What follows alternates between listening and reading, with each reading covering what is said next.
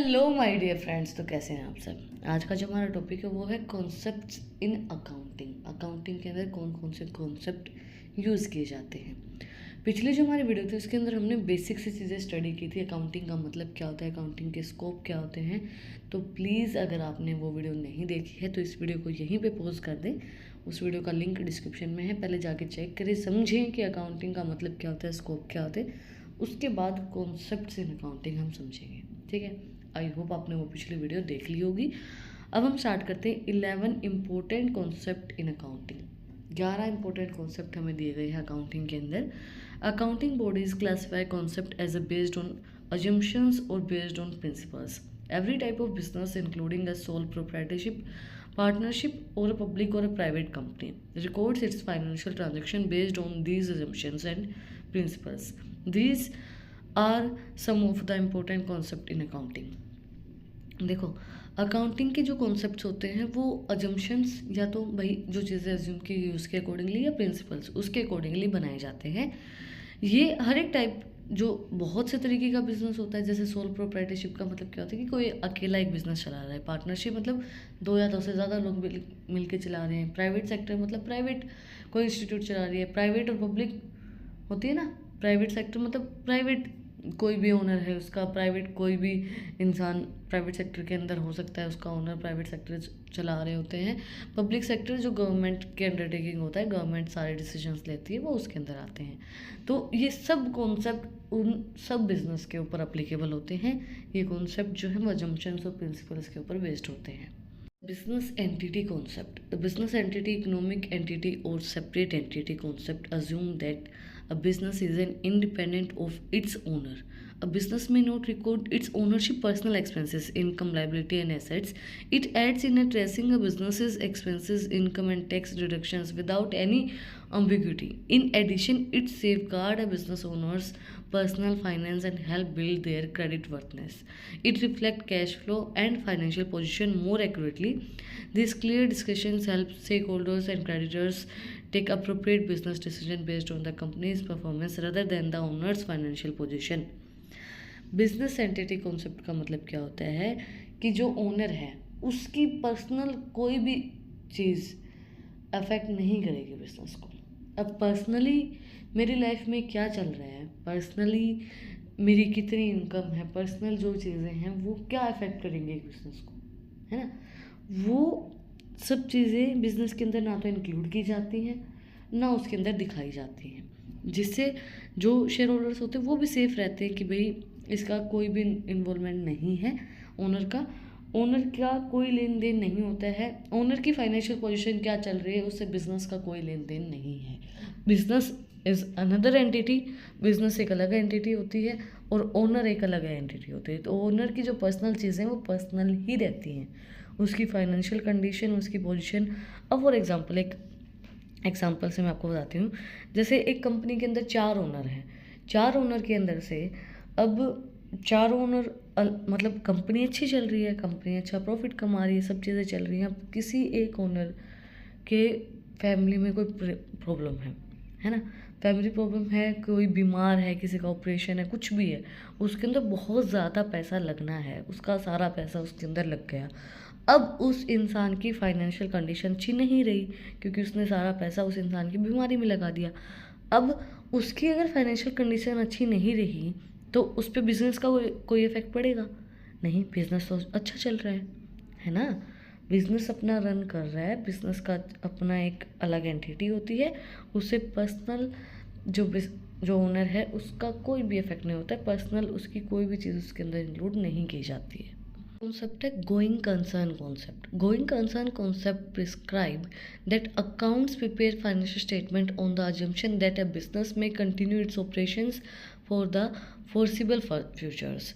Under this concept, the definition of a foreseeable future is a period of 12 months from the end date of the reporting period. If a business owners or the management is invested in scaling down business operation to zero, they cannot apply the going concern concept for accounting.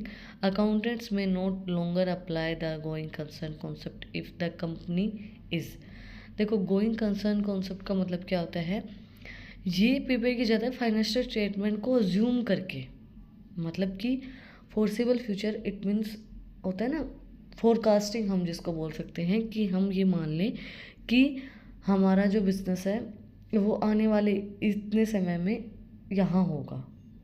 ये कम से कम 12 महीने का सोच के चलता है। Forcible future का मतलब यहाँ पे जो डिफ़ाइन किया गया है वो 12 मंथ्स डिफ़ाइन किया गया है कि 12 मंथ का ये सोच के चलता है कि ऐसा सब हो सकता है और उसके अकॉर्डिंगली फाइनेंशियल स्टेटमेंट को बनाया जाता है। ये किन किन के ऊपर अप्लीकेबल नहीं हो सकता है गोइंग कंसर्न कॉन्सेप्ट, वो है अनेबल टू पे डिविडेंड, जो डिविडेंड पे करने के लिए अनेबल नहीं है। Unable to raise credit for banks and financial services, जो कि कहीं से भी जैसे बैंक से क्रेडिट नहीं ले सकते हैं, फाइनेंशियल सर्विसेज नहीं ले सकते हैं, तो वो गोइंग कंसर्न कॉन्सेप्ट का यूज़ नहीं कर सकते हैं। Facing losses and negative operation cash flow, operating cash flow, अगर उनके पास लॉस ही लॉस है, कैश फ्लो अच्छा नहीं चल रहा है, इनफ्लो नहीं हो रहा है, तो भी इसका यूज़ नहीं कर सकते। Facing an adverse financial position अच्छी नहीं है तो भी। अनेबल टू पे बैक क्रूअल डेट्स को पे नहीं कर पा रहे हैं तो उस टाइम पे भी ये कंपनी गोइंग कंसर्न कॉन्सेप्ट का यूज़ नहीं कर सकती है। फेसिंग एन अनफेवरेबल लीगल और रेगुलेटरी एक्शन अगेंस्ट इट, कोई भी अनफेवरेबल मतलब आपके पसंद में नहीं है और फिर भी उसके ऊपर एक्शन लिया जा रहा है, वो एक्शन की वजह से भी गोइंग कंसर्न कॉन्सेप्ट का यूज़ नहीं किया जा सकता है अगर कंपनी के अंदर ये कंडीशन चल रही है तो। Money measurement concept, this is an accounting concept based on assumptions and it stipulates the company record only those transactions that they can quantify and measure in terms of money. If they cannot assign a monetary value to a transaction, they do not record it in their annual financial statement. Thought these transactions affect a company's financial performance, they may not find a place in financial statement as monetizing them and can be challenging. Some example of non-monetary value including employees competitiveness, product quality, employees efficiency, market sentiment, business productivity and shake holder satisfaction. देखो simple सी चीज़ है, money measurement concept का use किया जाता है accounting के अंदर। It means वही ट्रांजेक्शन्स रिकॉर्ड की जाएंगी जो मॉनेटरी फॉर्म में होंगी, जो कि हमें नंबर्स की फॉर्म में मिलेंगी। अगर नंबर की फॉर्म में कोई ट्रांजेक्शन नहीं मिल रही है तो वो चीज़ें अकाउंट्स के अंदर रिकॉर्ड नहीं की जाएगी। अब किसी एम्प्लॉय का दूसरी एम्प्लॉय के साथ अफेयर चल रहा है, वो क्या फ़ायदा है आपको, वो अकाउंट्स में आप लिख सकते हैं? नहीं लिख सकते हैं। अगर किसी एम्प्लॉय का किसी एम्प्लॉय के साथ झगड़ा चल रहा है, वो अकाउंट्स के अंदर लिख सकते हैं? आप नहीं लिख सकते हैं। वर्कर स्ट्राइक पे है, वो अकाउंट्स के अंदर आप नहीं लिख सकते हैं। वहाँ पे वर्कर स्ट्राइक्स पे है, वहाँ पे काम बंद हो गया है, काम बंद होने से जो पैसा आपका जा रहा है वो आप लिखेंगे, जो नंबर की फॉर्म में चीज़ें हो रही वो आप लिखेंगे। अब अगर प्रोडक्ट की क्वालिटी कम है ज़्यादा है, वो आप किस तरीके से डिफाइन करेंगे? वो आप नंबर की फॉर्म में नहीं लिख सकते, वो वहाँ पे राइट डाउन नहीं हो सकती है।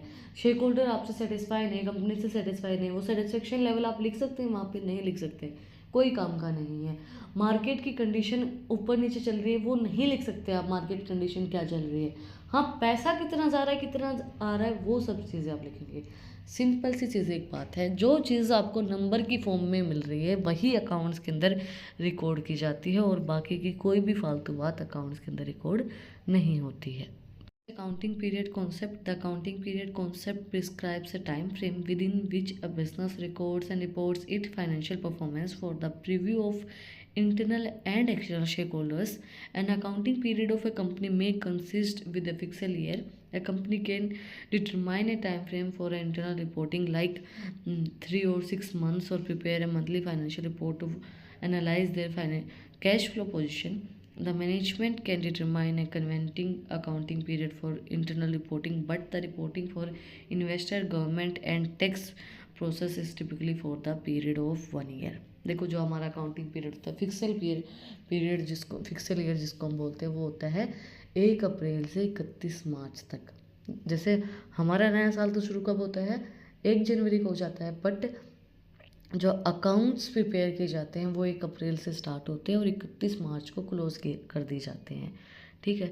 बाकी अगर आपको आपकी कैश फ्लो पोजीशन को देखना है कि भाई हमारी कैश की कितना इनफ्लो हो रहा है कितना आउटफ्लो हो रहा है, उस चीज़ को चेक करना है, तो 3 महीने के लिए 3 महीने में रिपोर्ट आप फाइनेंशियल रिपोर्ट तैयार कर सकते हो। 6 मंथ के लिए या फिर मंथली भी होती है कि आपको कैश का इनफ्लो आउटफ्लो पता चल जाए। कि भाई कैश हमारा कितना आ रहा है, कितना जा रहा है, उस चीज़ का पता लगाने के लिए हम फाइनेंशियल रिपोर्ट को तैयार कर सकते हैं। बेसिकली जो हमारा अकाउंटिंग पीरियड होता है वो 1 साल का ही होता है। 1 अप्रैल से स्टार्ट होकर 31 मार्च को वो ख़त्म हो जाता है। Accrual concept. Accrual is a fundamental concept that guide how a business can record cash or credit transaction. Under this concept, a business record a financial transaction in the period of it occur.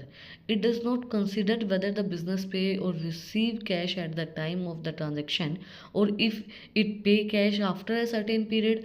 For example, a company record a credit purchase at the time of purchase rather than when it pay back the seller. This help record and report income, expenses, liability and receivable accurately. All modern accounting systems follow the accrual concept in recording financial transaction. Simple सी चीज़ एक बताना, अब मैंने आपसे पैसे लिए, ठीक है, अब मैंने आपसे पैसे लिए, जब मैंने आपसे पैसे लिए तभी आप रिकॉर्ड करोगे भाई मैंने इनको 1000 रुपये दिए हैं। अब 1000 रुपये दिए हैं, अब मैं कब दूंगी कब नहीं दूंगी वो अलग चीज़ है।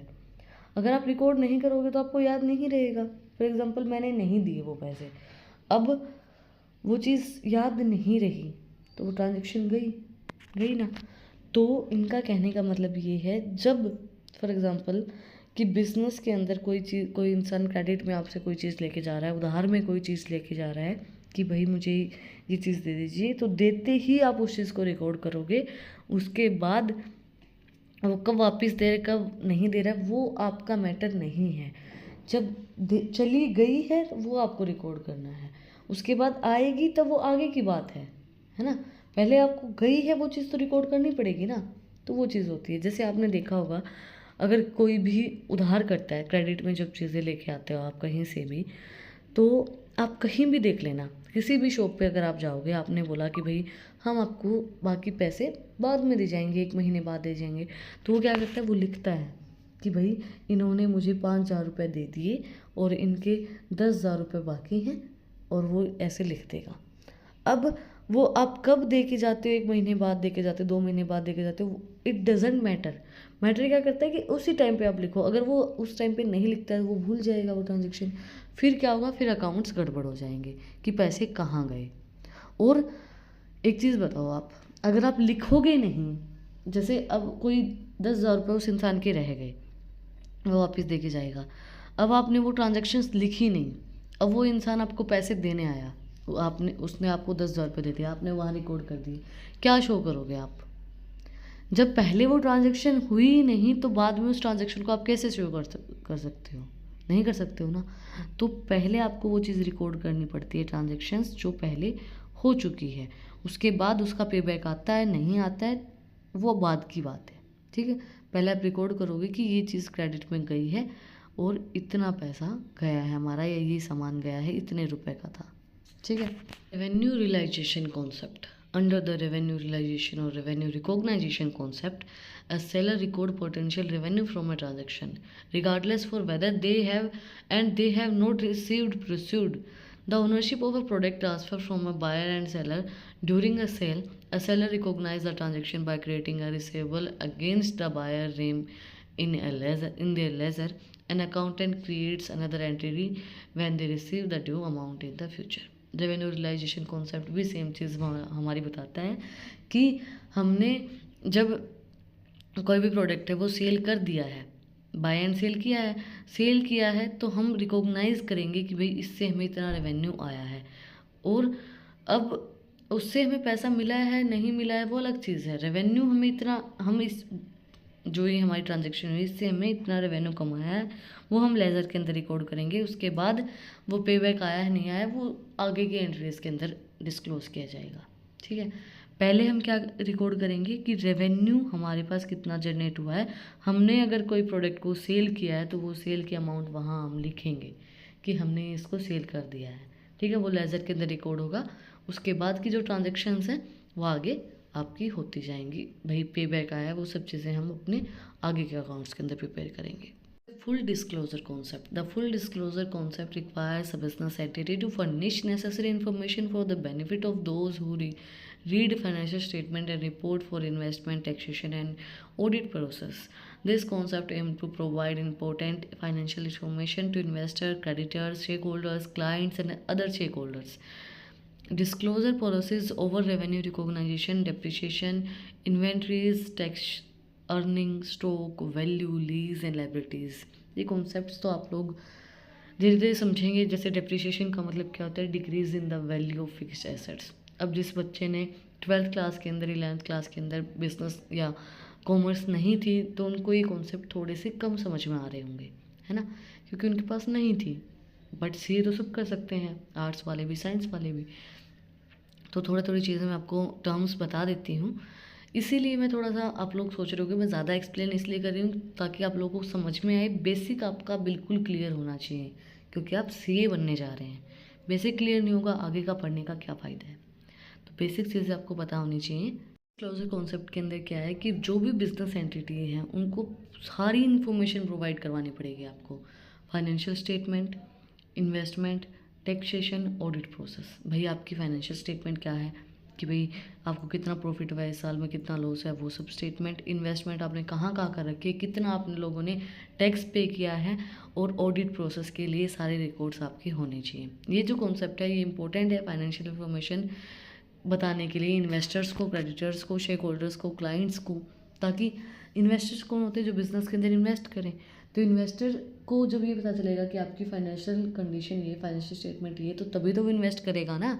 अच्छी होगी तभी इन्वेस्ट करेगा, अगर अच्छी नहीं होगी तो वो क्यों इन्वेस्ट करेगा। तो आप हर एक इन्फॉर्मेशन को फुल डिस्क्लोज करोगे। सारी इन्फॉर्मेशन अगर आप डिस्क्लोज करोगे कि भाई हमारी फाइनेंशियल स्टेटमेंट ये, इस साल में हमने इतना टैक्स दिया है, हमारी ऑडिट प्रोसेस होने के बाद भी जो हमने अकाउंट शो किए गए थे वही अकाउंट्स हमारे आए हैं, तो उससे इन्वेस्टर्स, क्लाइंट्स, शेयर होल्डर्स सब सेटिस्फाई रहेंगे। सबको ये लगेगा कि हाँ, हमने जहाँ इन्वेस्टमेंट कर रखी है वो अच्छे है। शेयर होल्डर्स भी सेटिस्फाई रहेंगे, क्लाइंट भी सेटिस्फाई रहेंगे कि जहाँ पे मैं चीज़ें ले रहा हूँ कंपनी प्रॉफिट के अंदर है। फुल डिस्क्लोजर पॉलिसीज जो होती हैं वो कवर करती हैं रेवेन्यू रिकॉग्नाइजेशन, भाई कितना रेवेन्यू है वो भी आप रिकॉग्नाइज करवाएंगे। डेप्रिसिएशन कितना चार्ज किया गया है, डेप्रिसिएशन कितना लग रहा है वो भी, इन्वेंट्रीज भी, टैक्स कितना पे किया है, आपकी अर्निंग कितनी है, स्टॉक की वैल्यू कितनी है, लीज एंड लायबिलिटीज आपकी कितनी है, वो सब चीज़ें फुल डिस्क्लोजर के अंदर डिस्क्लोज की जाती हैं। नेक्स्ट है dual aspect concept. Dual aspect concept states that every transaction affects two accounts of a business. A business then record both aspects to enable accurate accounting. Every financial transaction has a credit or debit or a giver or receiver aspect. Account process does not represent both. It may lead to a fault in the financial accounting record. The dual aspect concept is the foundation of the double entry system of bookkeeping, which is now a standard method of auditing and taxation. एक simple सी चीज़ बताना, dual aspect concept तो आप पहले जो हमने concept पढ़े हैं उसके अकॉर्डिंगली ही समझ लोगे। इसका मतलब अब कोई चीज़ क्रेडिट में आई है वो डेबिट में ज़रूर जाएगी, है ना। अब जैसे मैंने आपको बोला कि जो चीज़ हमने कोई चीज़ क्रेडिट में दे दी, क्रेडिट में दी, हमने ट्रांजेक्शन रिकॉर्ड कर ली, अब उसका पैसा आया भी तो होगा, आएगा तो वो डेबिट साइड में चला जाएगा, है ना। तो हर एक एंट्री 2 बार रिकॉर्ड होती है। इसका मतलब क्या होता है, ड्यूअल एस्पेक्ट कॉन्सेप्ट, जिसको डबल एंट्री सिस्टम भी बोला जाता है। बुक कीपिंग के अंदर आता है ये, और आजकल ऑडिटिंग और टैक्सेशन के लिए इसको यूज़ किया जाता है। Materiality concept. The materiality concept prescribes guidelines to identify if a piece of financial information is material and whether it can be influenced the person reading a company's financial statement. Based on this concept, an accountant or a business may remove negligible transaction that may not be a bringing or financial account. This concept is open to subject interpretations, and base for using the materiality concept varies the size of a company. While a large company may round off figures in the financial account to crore, और a small firm में round off the figures to lakh. Materiality concept जो है वो guidelines identify provide करवाता है financial information के बारे में कि हम उसको किस तरीके से रिकॉर्ड करेंगे। जैसे अब राउंड फिगर्स को राउंड ऑफ करते हैं ना, तो अगर कोई बड़ी कंपनी तो करोड़ में हो जाएगी, छोटी कंपनी तो लैक्स में हो जाएगी।